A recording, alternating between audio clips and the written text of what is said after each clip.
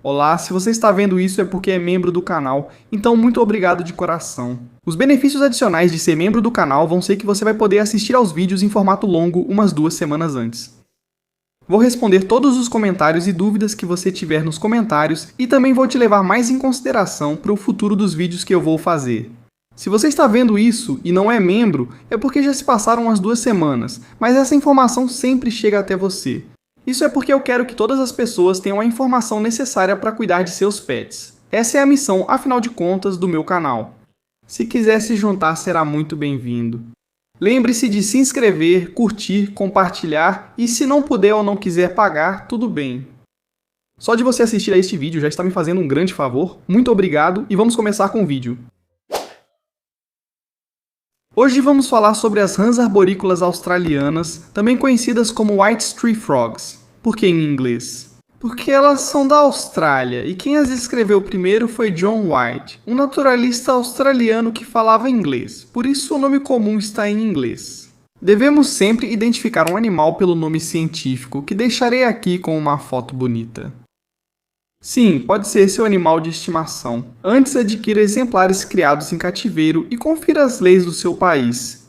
Isso visa preservar a espécie, proteger o ambiente natural, combater o tráfico ilegal e gerar trabalho para quem se dedica à reprodução desses animais. Ciente disso, vamos começar pelo terrário. Recinto, como o nome sugere, são arborícolas, ou seja, vivem em árvores. Elas gostam de escalar, então precisamos de um recinto que priorize a altura, embora a largura também seja sempre muito importante. Aqui vou deixar as medidas do recinto para você. Isso é para de 1 a 4 exemplares. Elas convivem muito bem, especialmente se forem criadas juntas desde pequenas, mas se houver apenas uma rã, também não vai acontecer nada com ele. Não são animais muito sociais, por assim dizer. Então leve isso em consideração para saber se é um macho ou uma fêmea. É realmente muito simples. Os machos são muito menores do que as fêmeas. As fêmeas são cerca de 25% maiores que os machos em média, chegando a crescer até 5 polegadas, o que equivale a 12,5 centímetros, enquanto os machos vão medir cerca de 10 centímetros em média. Mas sim, se for a maior é fêmea, se for menor é macho. Aqui vou te mostrar alguns exemplos de recinto, mas realmente é muito simples. Vamos começar com um substrato que retém a umidade, como a fibra de coco livre de pesticidas. E em cima desse substrato, eu gostaria de colocar algo como musgo sphagnum seco. E também gostaria de colocar um pouco de carvão ativado misturado nesse substrato para evitar a proliferação de mofo. Também é uma boa ideia fornecer colêmbulos e isópodos para que te ajudem um pouco com a limpeza. Claro que vamos precisar de vegetação, pode ser falsa, pode ser real. Eu sempre vou recomendar algo natural, ou seja, algo real. E também um recipiente raso com água que seja bastante grande e que a água, claro, seja tratada ou seja de galão. Não usamos cloro porque anfíbios absorvem tudo pela pele. Temperatura e umidade, vou deixar aqui para você. De 75 a 85 graus Fahrenheit. Também fiz a conversão para Celsius porque sei que você é preguiçoso e sempre reclama nos comentários que uso Fahrenheit. Me desculpe. À noite a temperatura pode cair bastante, chegando a 60 graus Fahrenheit, que é basicamente isso aqui.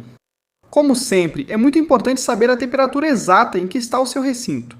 Por isso, sempre vou recomendar que você compre um termômetro e um higrômetro digital para saber a temperatura e a umidade relativa do recinto. O quê? Falando em umidade, ela vai ficar aqui entre 50% e 70%.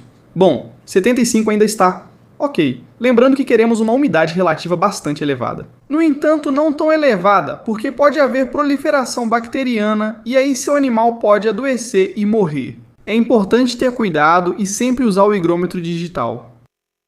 Na verdade, a faixa de temperatura e de umidade é bastante ampla. Por isso, esse tipo de rã é recomendado para iniciantes. Bom, as rãs Pac-Man são melhores para iniciantes. Mas esse bicho literalmente só fica em um canto o dia todo esperando alguma coisa acontecer para comer. Essas têm um pouco mais de personalidade, são arborícolas, são um pouco mais ativas, e cada uma tem uma personalidade diferente, então eu recomendo bastante para iniciantes. No entanto, lembre-se sempre de fazer sua pesquisa e, como sempre, adquirir exemplares criados em cativeiro. Aliás, algo muito importante que eu não mencionei sobre esses sapos é que eles podem viver 10, 15, até mesmo 20 anos alguns exemplares sortudos. Então leve isso em consideração, é um compromisso bem longo. Não é algo para comprar por impulso. Se um dia não quiser mais os sapos, pode me dar. Mas o objetivo é sermos responsáveis e conscientes do que estamos fazendo. Por fim, vamos falar da dieta. Insetos criados em cativeiro, simples assim. Não vá ao seu jardim pegar besouros ou formigas, seja o que for, que tudo seja criado em cativeiro, por favor. E claro, leve sempre em conta o tamanho do seu exemplar. Se a sua rã mede 1 polegada, obviamente você não vai dar um grilo adulto para ele. Você vai dar grilos pinhead, entre outras coisas. E claro, não fique só nos grilos. Você também pode oferecer tenébrios, dúbias, Madagascar. Você pode dar... como é que se chamam aquelas minhocas verdes? Bom, não sei, mas ofereça uma variedade de artrópodes, por favor.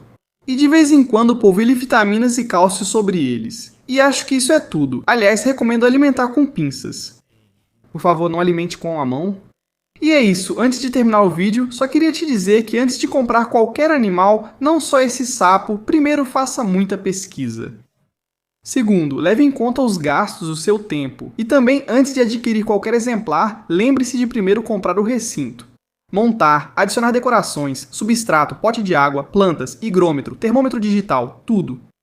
Para que quando o nosso exemplar chegar, você simplesmente o solte e ele fique livre de estresse. E isso seria tudo. Como sempre digo, lembrem-se de me seguir e amar a natureza. Lembrem-se de se inscrever, de se juntar ao canal. E é isso, muito obrigado de coração mais uma vez e nos vemos em alguns dias. Tchau!